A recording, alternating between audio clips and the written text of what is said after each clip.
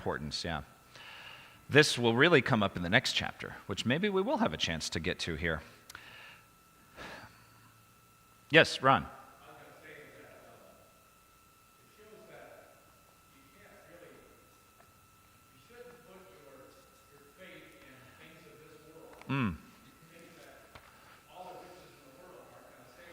Yeah, not putting your trust in wealth. All the riches in the world won't save you. Yeah, don't take your blessings for granted. The Lord gives, as Job found out, and Tyre found out, the Lord takes away. But yet, if we know the Lord, no matter what he does, blessed be the name of the Lord. Yeah, so I think you're kind of getting at it. All this wealth, I mean, today, like we were just pointing out, we have cities like this, and the big cities are alluring, and I'm not anti-big city here, because big is a relative term, and you could say Spokane is a big city. But when you look at a big city like New York, I mean, think how many young people run off to New York. I mean, we know a couple. Or LA, thinking they're going to get rich, thinking they're going to get famous. Some of them do. And think how much we love the goods that we get because of places like this, and how addicted we are to goods. I mean, imagine what we'd be like right now without international trade. I mean, I know right now there's a whole thing, we need to start making more things in our own country because pretty much everything we get is made somewhere else. But this reminds us, don't put your hope in those kind of things. You know, those things can disappear, and they're something from God, but they're something God can take away. And God's judgment on Tyre then can kind of symbolize and foreshadow his judgment of the entire worldly system of wealth and power that is arranged itself or set itself up against the Lord. And that's what chapter 28 is going to be all about. It's going to be about the king of Tyre. And I tell you what, I won't read the whole thing, but I just want to let you know that's where it's going. Just look at verses 1, 2, and just 1 and 2 even gives us the idea of what chapter 28 is going to be about. The word of the Lord came to me, the Son of Man, say to the ruler of Tyre, this is what the sovereign Lord says. In the pride of your heart, you said, I am a god. I sit on the throne of God in the heart of the seas. But you are a mere mortal and not a god, though you think you are wise as a god.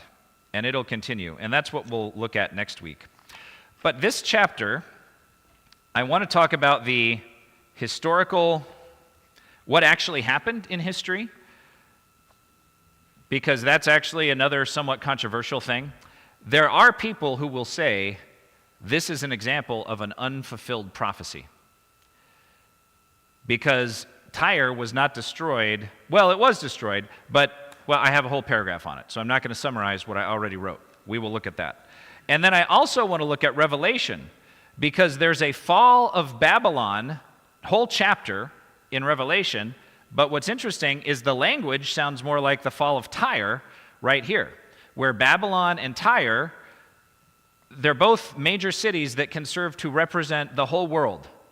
Basically, the whole world economic system and social system and everything set against God, and how God will one day judge it and bring it down.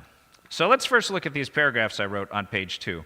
Again, if you don't know about this controversy, then you probably aren't that interested. But in fact, I never had Ezekiel at Madison because the guy who taught it retired right when I got there. But apparently, he always taught that this is a great example of a prophecy that didn't actually happen, but still made its way into the Bible. But here's how to actually look at it. So when Ezekiel prophesied against Tyre in Ezekiel 26-28, he was speaking against one of the wealthiest and most powerful maritime cities of the ancient world. Tyre controlled Mediterranean trade routes, grew rich from purple dye and cedar exports. That's right, yeah, that's what they had. They had purple dye and they had cedar, of course not in their city, but made regionally there. And believed itself secure because its main population center sat on a fortified island half a mile offshore. After Jerusalem fell in 586, Nebuchadnezzar of Babylon laid siege to Tyre. According to Josephus, and now Josephus is a Jewish historian writing in Roman times, citing Phoenician records. So these records are lost, but Josephus claims that he saw them and read them. The siege lasted 13 years.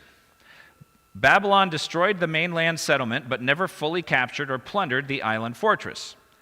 This is reflected in Ezekiel 29, 18 to 20, where God acknowledges that Nebuchadnezzar labored hard against Tyre, yet did not receive its wealth as spoil. The prophecy was not naive. Ezekiel himself records that Babylon's victory was complete. All right? So, some people will say that it didn't completely level the island city, so therefore it was false. But they did level the mainland city, and they did, bring the other city down to its knees. But we'll keep going. But Ezekiel 26 does not speak of only one conqueror. The Lord says, "I will bring up many nations against you." The prophecy unfolds progressively. 2.5 centuries later, in 332, Alexander the Great besieged Tyre after it refused him entry. Ancient historians such as Arrian and Diodorus Siculus describe how Alexander demolished the ruins of the mainland city and literally threw its stones, timber, and debris into the sea to build a massive causeway to the island fortress. Ezekiel 26:12 says, "They will lay your stones and timber and soil in the midst of the waters." That is precisely what happened. Alexander breached the walls, killed thousands, enslaved tens of thousands, and permanently altered the coastline. The once island city became a peninsula. So that would be the final fulfillment of this language of, throwing all the stuff into the sea and all that. Ezekiel also declares, "You shall never be rebuilt." And see, this is something that people question. They also question it with Jericho. They say, well, wait a minute, it was rebuilt. And, well, Tyre does exist today, but the question is, what constitutes Tyre? In the ancient world, a city was not merely buildings on a geographic location. It was a political order, a ruling dynasty, a religious system, and a commercial empire. The Tyre that said, "I am a god," and the Tyre that dominated Mediterranean trade and exalted itself in pride was never restored. After Alexander, Tyre never again ruled the seas, never regained imperial independence, and never returned to its former glory. In prophetic terms, that Tyre was never rebuilt. So if you see the point here, yes, later people did come along and build another city on that spot. But for all intents and purposes, that is not the same ancient city. It's a different people group with a less powerful city that just happens to be the same location. So the ancient Tyre was gone. Just like the northern tribes of Israel are gone, there's people who live there today, but they're not the tribes who were there before. You wouldn't say that they're the same people just because they're in the same spot. And then there's one interesting thing here to add. If we assume Josephus' account is accurate, there's an additional layer of providence. In Antiquities of the Jews, Josephus records that when Alexander approached Jerusalem after conquering Tyre, the high priest met him and showed him the book of Daniel. Alexander was told that Daniel had foretold the rise of a Greek ruler who would overthrow Persia. Alexander reportedly believed the prophecy referred to him and spared Jerusalem. Whether seen as political providence or divine orchestration, the moment is striking. The same Greek king who unknowingly fulfilled Ezekiel's words against Tyre may have been shown the very scriptures that foretold his own rise. And Daniel, remember, was writing at the same time as Ezekiel. Taken together, Babylon's siege, Alexander's destruction, and Tyre's permanent loss of supremacy show that Ezekiel's prophecy was not confined to a single event. It unfolded across generations. The Lord said, "Many nations," and many nations came. The proud system that exalted itself against God was stripped, humbled, and never restored to its former power. History moved exactly in the direction the prophet declared. So that is how this was fulfilled in history. Any comments or questions on that? Well, it's interesting that all these nations were mostly coming down from the north. Yeah, you're right. They're mostly coming down from the north, and that's because Egypt was the only nation that would come from the south. And they typically didn't do that. They were pretty happy down in Egypt, and They were happy. They didn't want to have soldiers in the land of Israel. They just wanted to control it through trade and tribute. So you're right. Yeah, that's always coming down from the north. That's where the invaders come from. Yes.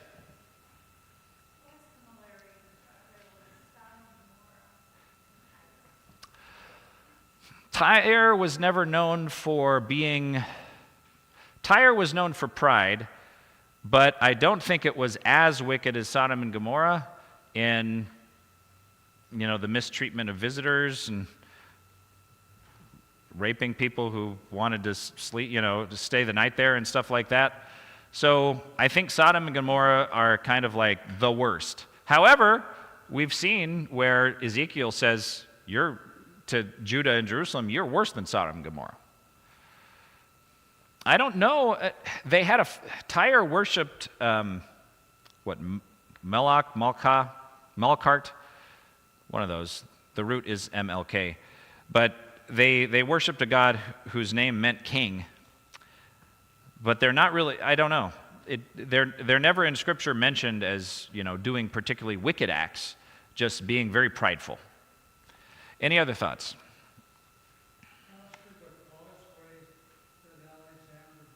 Mm-hmm.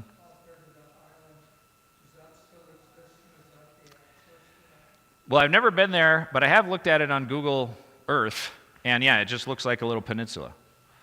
And I believe you can go there today.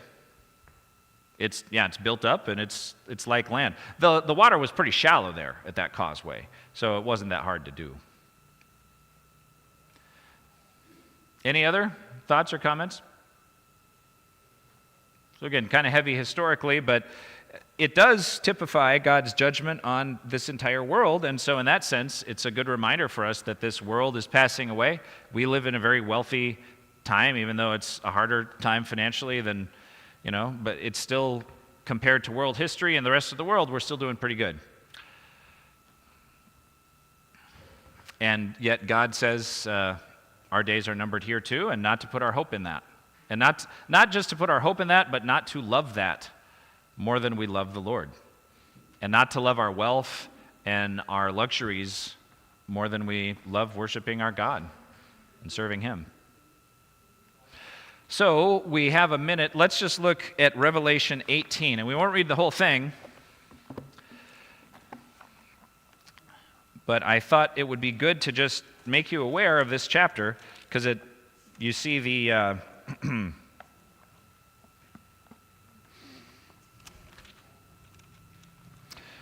the connections here. Revelation chapter 18. Good morning, folks. We're just finishing up Bible study here. So he says, "After this, I saw another angel coming down from heaven. He had great authority, and earth was illuminated by his splendor. With a mighty voice he shouted, 'Fallen, fallen is Babylon the Great. She has become a dwelling for demons, a haunt for every impure spirit.'" Let's go down to verse 3. "For all the